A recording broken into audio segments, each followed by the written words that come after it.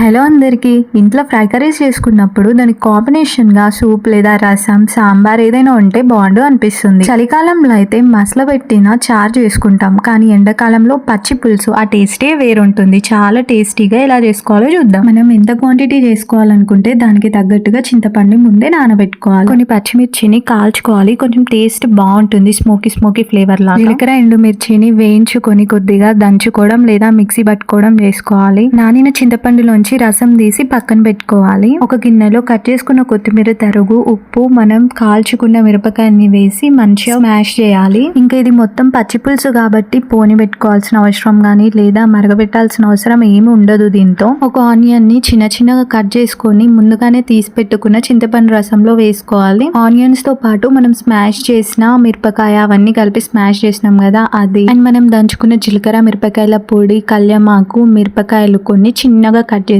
ఇంకొంచెం పచ్చి కొత్తిమీర ఆకు తరుగు, అండ్ ఇంకొకటి చిన్న చిన్నగా కట్ చేసిన టమాటా ముక్కలు. అది మన ఆప్షనల్, వేసుకుంటే వేసుకోవచ్చు లేదంటే లేదు. ఇష్టం ఉన్న వాళ్ళు వేసుకోండి లేదంటే లేదు. కొద్దిగా పసుపు అండ్ ఉప్పు ఇవన్నీ వేసి మంచిగా చేత్తోనే స్మాష్ చేయాలి. దాంట్లో వాటన్నిటి ఫ్లేవర్ మొత్తం రసంకి పట్టుకుంటుంది. ఈ రసం లేదా చారు, పచ్చి పులుసు ఎండాకాలంలో చేసుకోవడానికి అయితే పర్ఫెక్ట్ టైం. ఇది బాగా చల్వ చేస్తుంది, అందుకే ఎండాకాలంలో చేసుకుంటారు. పచ్చి పులుసు మా ఇంట్లో ఇలా నేను చేస్తాను, మా అమ్మ చేస్తే టమాటా వేయదు, వేరేలా చేస్తుంది. మీరు ఎట్లా చేసుకుంటారు పచ్చి పులుసు? మరి సబ్స్క్రైబ్ చేసుకుంటే అయితే మర్చిపోకండి మన ఛానల్ని.